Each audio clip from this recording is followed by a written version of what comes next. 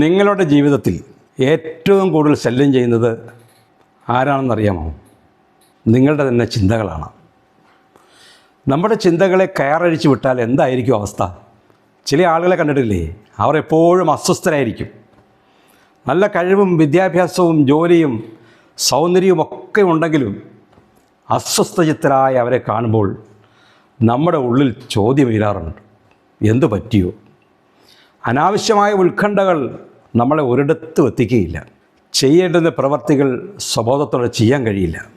ചുറ്റുപാടുമുള്ളവരെക്കുറിച്ചോ ചുറ്റുപാട് നടക്കുന്ന കാര്യങ്ങളെക്കുറിച്ചോ ഒരു ബോധവും വെളിവും ഉണ്ടാവുകയില്ല.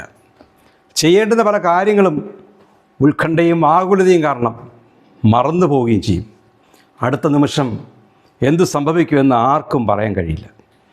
സംഭവിക്കാൻ പോകുന്ന കാര്യങ്ങളെ അതിൻ്റെ പാട്ടിനെ വിട്ടച്ച് നമ്മുടെ ജോലിയിൽ ശ്രദ്ധ കേന്ദ്രീകരിക്കുക.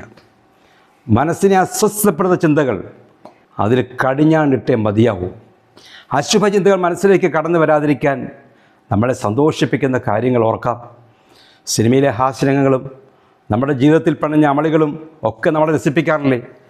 നല്ല പാട്ടുകൾ കേൾക്കാം, നല്ല പുസ്തകങ്ങൾ വായിക്കാം, സിനിമകൾ കാണാം, ധ്യാനിക്കാം. അങ്ങനെ എന്തെല്ലാം കാര്യങ്ങളിലേക്ക് മനസ്സിനെ വഴിതിരിച്ചു വിടാം. എന്നിരിക്കെ അശുഭചിന്തകളുടെ ഭാരവും പേറി ജീവിതത്തിൻ്റെ താളക്രമം തെറ്റിക്കണോ?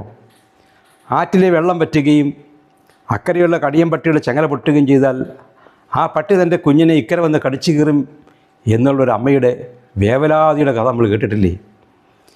അസംഭവ്യമായ കാര്യങ്ങളെ ഓർത്ത് വേവലാതിപ്പെടാതിരിക്കാം. നമ്മളെ ശല്യപ്പെടുത്തുന്നത് ഇതുപോലെയുള്ള ദുർചിന്തകളാണ് എന്ന് തിരിച്ചറിഞ്ഞാൽ ജീവിതത്തിൽ എന്നെന്നും സന്തോഷിക്കാം. ശുഭദിനം.